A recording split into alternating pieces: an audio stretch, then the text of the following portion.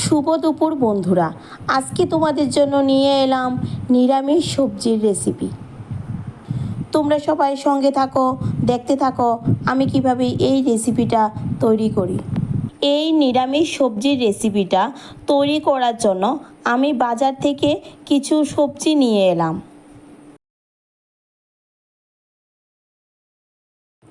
এবার সবজিগুলিকে কেটে ভালো করে ধুয়ে একটি পাত্রে নিয়ে নিলাম। এবার রেসিপিতে দেওয়ার জন্য কড়াইতে তেল দিয়ে তেলের মধ্যে আগের থেকে কুচি করে রাখা কিছু নারকেল তেলের মধ্যে দিয়ে এগুলিকে ভালো করে ভেজে একটি পাত্রে নিয়ে নিলাম।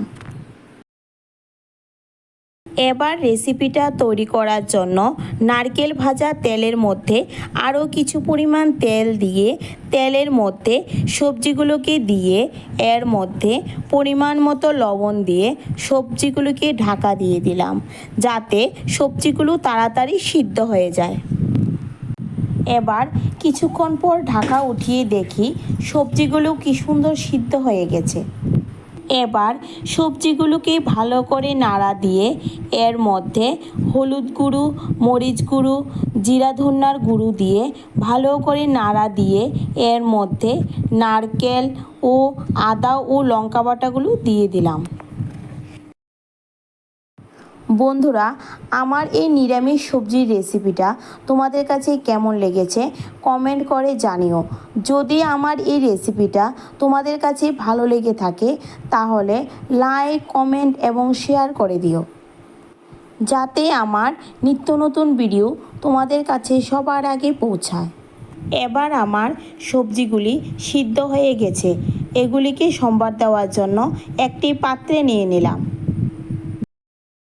এবার সবজিগুলোকে সম্বার দেওয়ার জন্য কড়াইতে তেল দিয়ে তেলের মধ্যে শুকনো লঙ্কা ও পাঁচফোড়ন দিয়ে এর মধ্যে সবজিগুলো দিয়ে ভালো করে নাড়া দিয়ে দিলাম। বন্ধুরা, এবার আমার নিরামিষ সবজির রেসিপিটা কমপ্লিট হয়ে এসেছে। নামানোর আগে এর মধ্যে কিছু পরিমাণে ঘি দিয়ে দিলাম।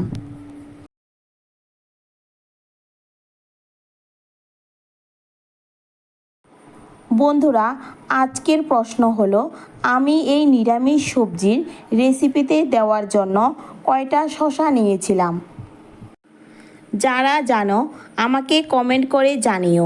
সন্ধে 7টার মধ্যে প্রথম 10 জন বন্ধুর ঘরে ফুলের ভালোবাসা পৌঁছে যাবে।